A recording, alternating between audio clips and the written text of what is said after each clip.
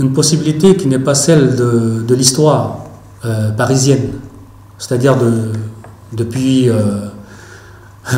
la Grèce antique, Paris, l'histoire, la vieille histoire, quoi, jusqu'à le 13, 14, 15, 16, tout le Moyen-Âge, tout ça. Non, tout ça, c'est une histoire française, je la respecte.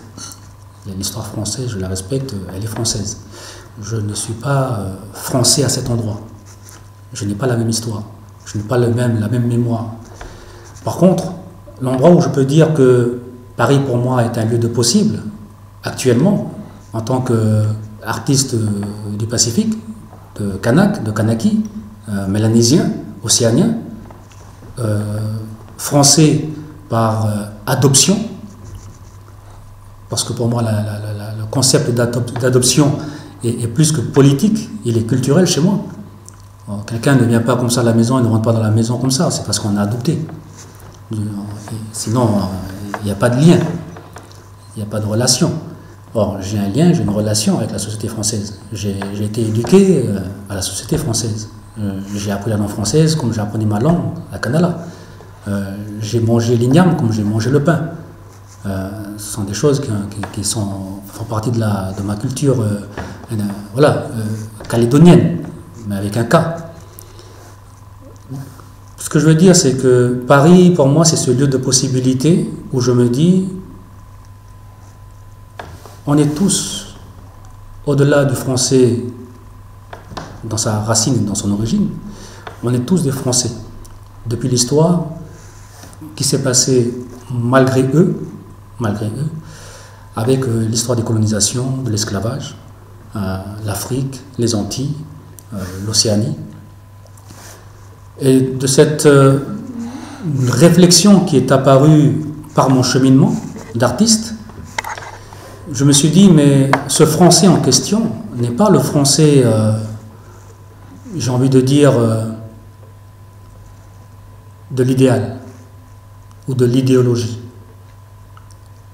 On peut penser, on peut réfléchir, on peut imaginer le français de différentes manières.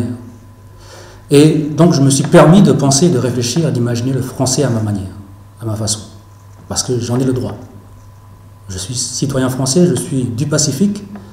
Et donc j'ai des anciens qui sont venus à la guerre ici, j'ai des grands-pères dans la famille de mon père, mes grands-pères, qui sont engagés pour la France, qui sont venus se battre ici.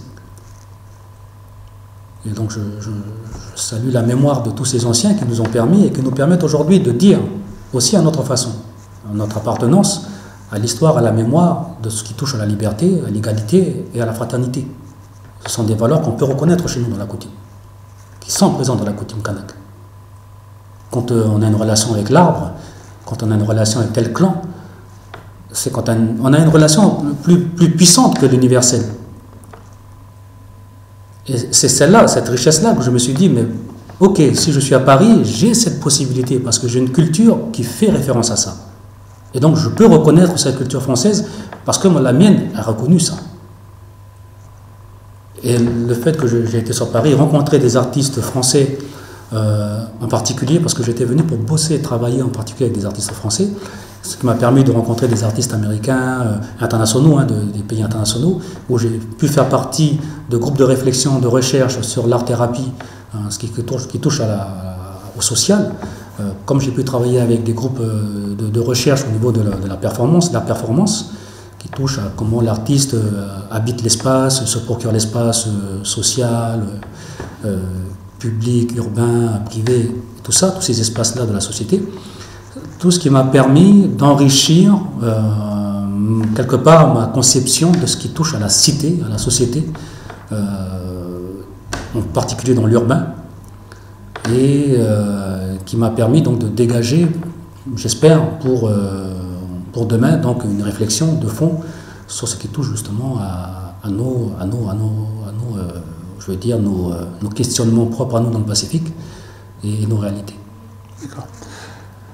Je passe à la dernière question. Comment tu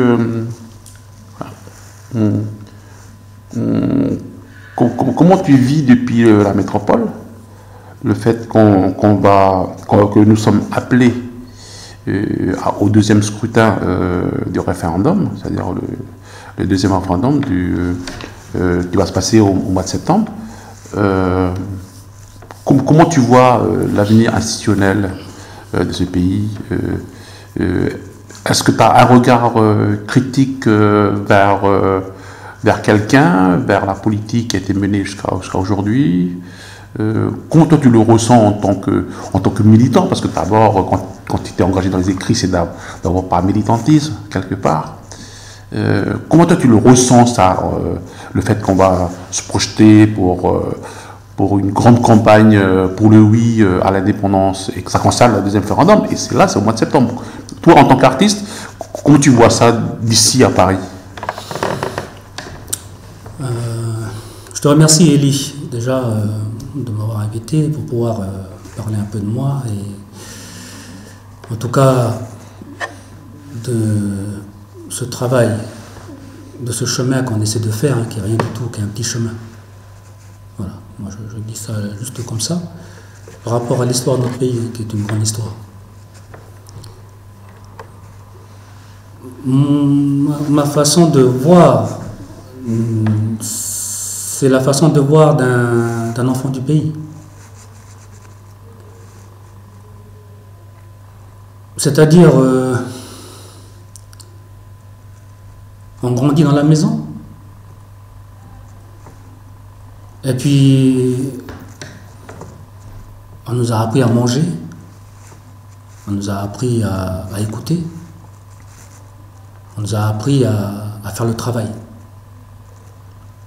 C'est des choses qui se passent chez nous, c'est comme ça qu'on nous apprend à grandir. Quand on est mélanésien, quand on vient de la maison, c'est comme ça.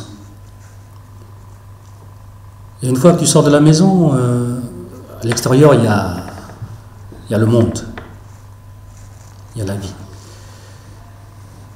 Il y a les risques du monde et il y a les richesses. Ce que je veux dire, ça ne tient qu'à moi, parce que je suis un enfant de la maison. Et je parle parce que je parle de la maison, comme je parle de mon corps. Je suis un artiste, je suis poète, j'écris de la poésie. En parlant de ma poésie, je parle de mon pays. Je parle des gens de mon pays, de la manière de penser, de rire, de pleurer. Et je parle de mon corps dans sa façon d'avancer dans l'espace, qui est l'espace du monde. Et je me mets en danger dans l'espace du monde. Et tout se confond en fait, entre mon pays qui est en train d'évoluer et tous les jeunes qui viennent se former ici. On prend le risque. On prend le risque de venir se former, on prend le risque d'aller loin du pays, de sortir loin de la maison, de prendre le métro, de prendre le train, il y a les attentats, c'est l'histoire de ce pays.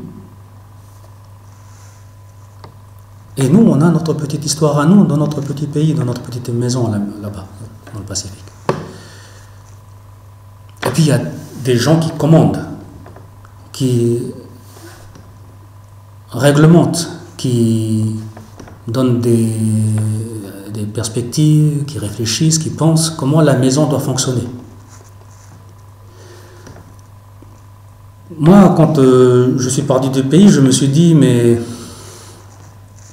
toute la violence, toute la violence qui a été vécue, traversée au pays, ça fait partie de l'histoire, on la respecte, on la respectera toujours.